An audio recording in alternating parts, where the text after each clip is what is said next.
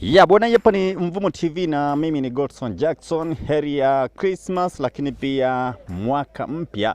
Lakini wakati tukiendelea kumaliza mwaka 2025 ni kwamba klabu soka Simba tayari wamesharejea kambini kwa ajili ya maandalizi ya raundi ya pili ya ligi kuu ya Tanzania bara, lakini na mashindano ya klabu bingwa barani Afrika, lakini pia na mashindano ya CRDB Federation nazungumzia FA. Sasa wakati klabu soka Simba ameingia kambini, tayari kocha wa klabu soka Simba Steve Barker ameshawasili nchini kwa ajili ya majukumu yake rasmi ndani ya klabu soka ya Simba. Na kocha huyo amewasili nchini, lakini pia kikubwa ni kwamba ameenda moja kwa moja kwenye kambi ya klabu soka ya Simba kwa ajili ya maandalizi ya mazoezi, lakini pia kwa ajili ya maandalizi ya raundi ya pili ya ligi kuu ya Tanzania bara, lakini pia na maandalizi ya michezo ya hatua ya makundi klabu bingwa barani Afrika. Sasa kocha huyo amewasili, lakini pia atapokea ripoti kamili kutoka kwa kocha aliyekabidhiwa timu wakati Fadlu alipoondoka, nazungumzia Selemani Matola, na moja kwa moja atapitia ile ripoti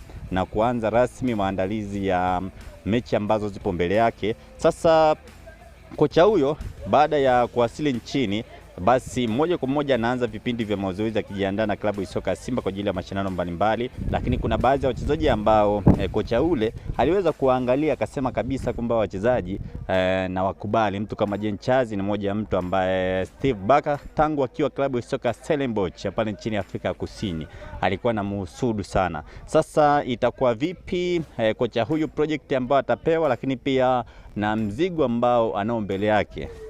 Kumbuka kwamba klabu soka Simba kwenye ligi kuu ya Tanzania bara mpaka sasa hivi kwenye mechi ambazo wamecheza amepoteza mchezo mmoja, lakini pia kwenye hatua ya makundi mechi mbili ambazo wamecheza amepoteza zote. Vipi project ataiweza au itakuwa vipi? Mimi ni Godson Jackson, endelea kutufuatilia, lakini kikubwa zaidi Steve Barker yupo mjini kwa ajili ya maandalizi ya timu yake mpya klabu soka Simba. Endelea kutufuatilia, weka maoni yako hapo chini tuweze kwenda sambamba kabisa na mambo yaweze kwenda vizuri sana.